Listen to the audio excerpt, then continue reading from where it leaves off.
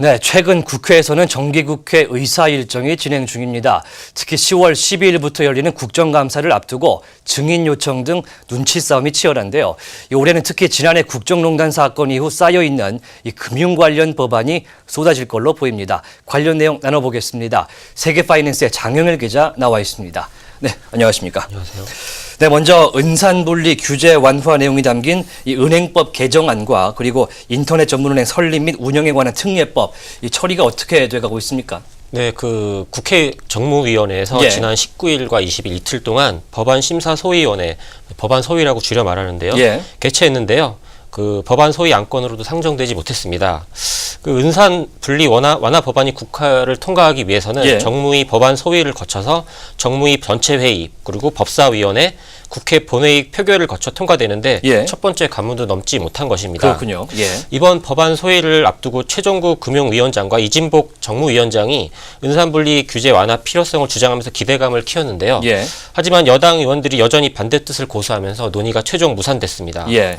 은산분리는 산업자본이 은행을 소유하지 못하도록 제한하는 제도인데요. 예. 현행 은행법은 산업자본이 의결권이 있는 주식을 4% 이상 보유할 수 없도록 제한하고 있습니다. 예. 총 보유 가능 지분도 10%로 제한되고요. 예. 실제 K뱅크를 이끄는 KT와 카카오뱅크를 주도하는 카카오의 지분율은 각각 8%와 10%에 불과합니다. 예.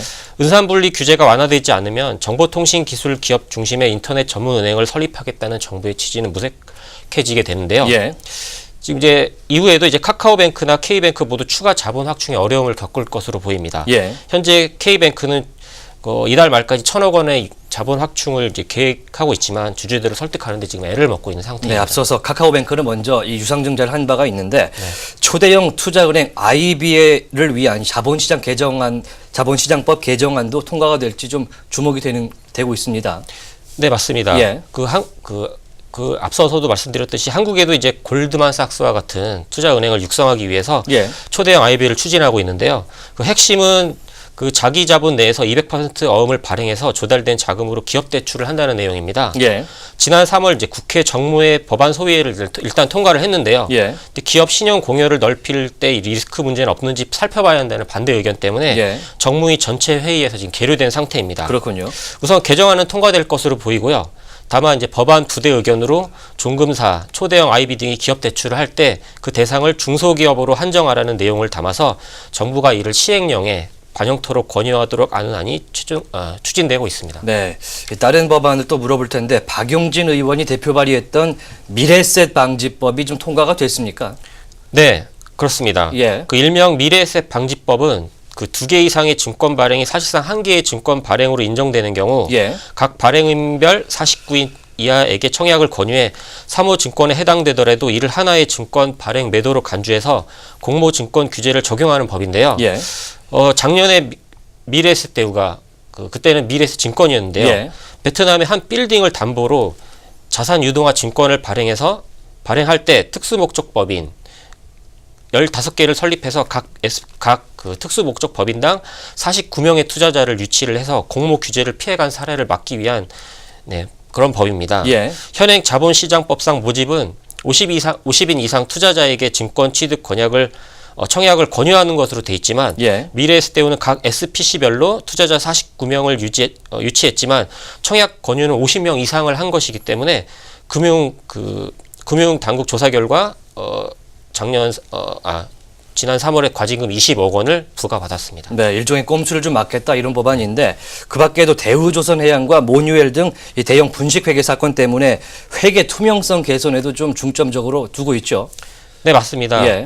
금융회사나 대기업 등 우리나라 경제에 큰 영향을 주는 그런 회사들은 감사를 정부가 선택 지정하도록 하는 내용이 지금 현재 법안 소위를 통과한 상태입니다. 예. 이 감사 선택 지정제는 대기업 등이 외부 감사인을 선정할 때 금융위원회 산하의 증권선물위원회라는 곳에서 예.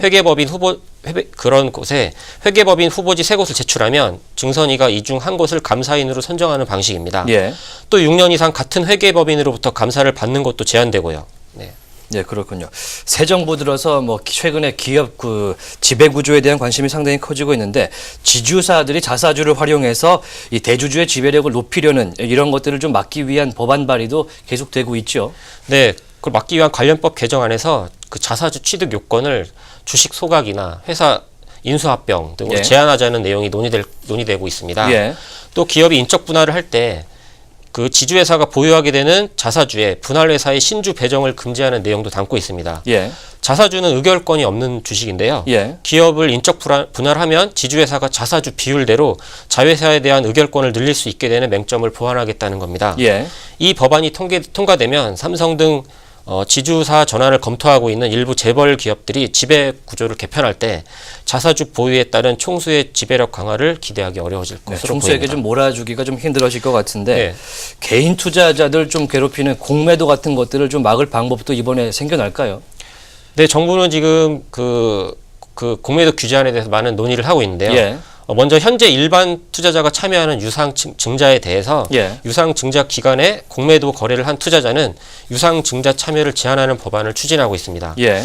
이 공매도는 실제 주식을 보유하고 있지 않아도 남의 주식을 빌려서 파는 행위를 말하는데요.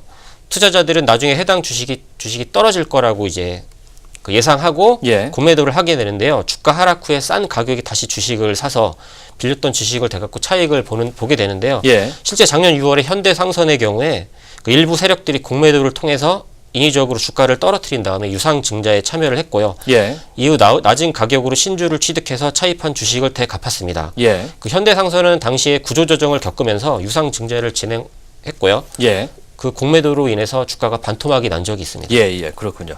이 세력과 공매도의 이것에 대한 규제가 좀 필요한 상황인데 다른 얘기를 좀 해보자면 주주총회 관련해서 섀도우 보팅이 연말에 폐지가 됩니다.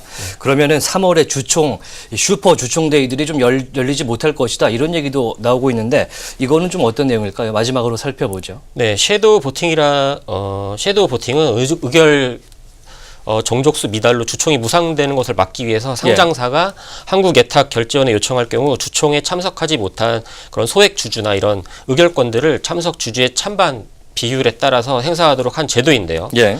국내에서는 소액 주주의 주총 참여율이 낮아서 섀도우 보팅이 상법상 정해놓은 의결 종족수 요건을 맞춰온 역할을 해온 만큼 이 제도가 폐지될 경우에 의결 종족수를 못 맞춰서 주총 자체가 열기 어려울 것이라는 그런 우려가 나오고 있습니다. 예.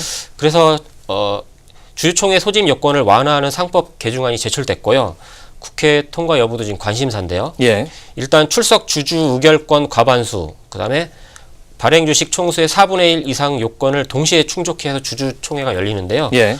이 중에 발행 주식 총수 요건을 5분의 1 이상으로 완화해야 한다는 내용이 지금 계류되어 있는 상태입니다. 네, 일단 국정감사도 껴있고 굉장히 정기국회가 올해도 시끄러울 것 같은데 어떤 금융 관련 법안이 통과될지 한번 지켜보도록 하겠습니다.